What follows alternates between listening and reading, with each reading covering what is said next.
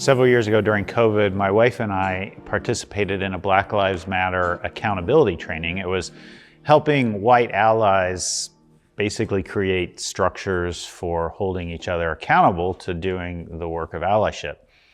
And we signed up, and I don't know about you, but when I think about showing up for something like this, you think, like, what are they going to teach you in the first session? And what they taught me completely surprised me. They began with, in session one for white people holding themselves accountable to Black allyship, was to love yourself. Did you catch that? Love yourself. You see, you can't help someone be liberated in love if you don't know what it's like to be liberated in love first. If you don't ground yourself in love in the work of advocacy, then you're not going to know how to love to help others. You're going to end up harming someone else.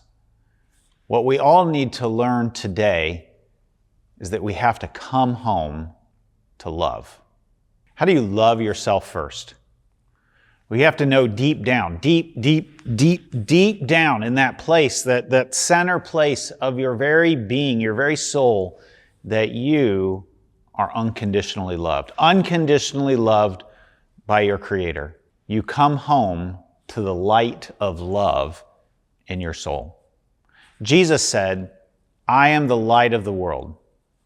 He also said, "You are the light of the world. Let your good deeds shine out for all to see, so that everyone will praise your heavenly Father." How do we let the light of love illuminate ourselves and others around us on this darkest season of the year? The winter solstice is coming up. It's the darkest night of the year on December 21st. We're going to explore that today as we continue a series called Illumination. It's part of a long experiment that we're doing for 18 months, exploring Jesus' most well-known teaching, the Sermon on the Mount. And we're spending time, it's a series of series, where we're exploring the themes in the Sermon on the Mount. And this month, this December, at this winter solstice, we're looking at the theme of light. We're helped along in this by Elaine Heath, who is a writer, a pastor.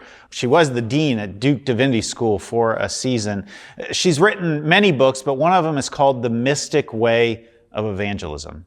Heath says, evangelism, rightly understood, is the holistic initiation of people into the reign of God that has been revealed in Jesus Christ. Now that's a lot, so let's boil it down just a little bit more. True evangelism guides us all to fully live God's reign as Jesus did. As we lead up to Christmas, we're taking a look at some of the historical figures, the spiritual mystics, you might even call them the spiritual giants of the Christian faith throughout the centuries, to help us learn how to embrace this light, to illuminate our world, to be the light, as Jesus said. Today, here's what we're illuminating. Coming home to the love of God and knowing that you are loved unconditionally will change the world. This isn't just an individual coming home, it's a communal thing.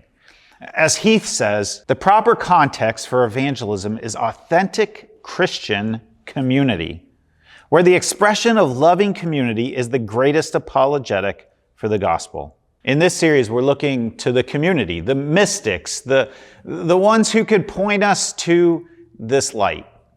But mysticism isn't just a solitary thing. It's not just like these individual giants who only a few people can have these sorts of experiences. Evelyn Underhill, a 20th century Christian pacifist, author, and mystic, claimed that these sorts of experiences were possible for everyone, not just the few. She says the mystic's inward transformation resulted in an outward life of extraordinary impact on the world. In other words, mysticism equals holy transformation by God, and holy transformation of God's people leads to holy mission impact in the world. When we come home to love, our lives are changed. And when our lives are changed, the world is changed. Let's stop for just a minute, give you a chance to catch your breath and reflect together. Here's a chat question. Where have you seen some positive transformation in your life positively impact the lives of those around you? Let's talk about it.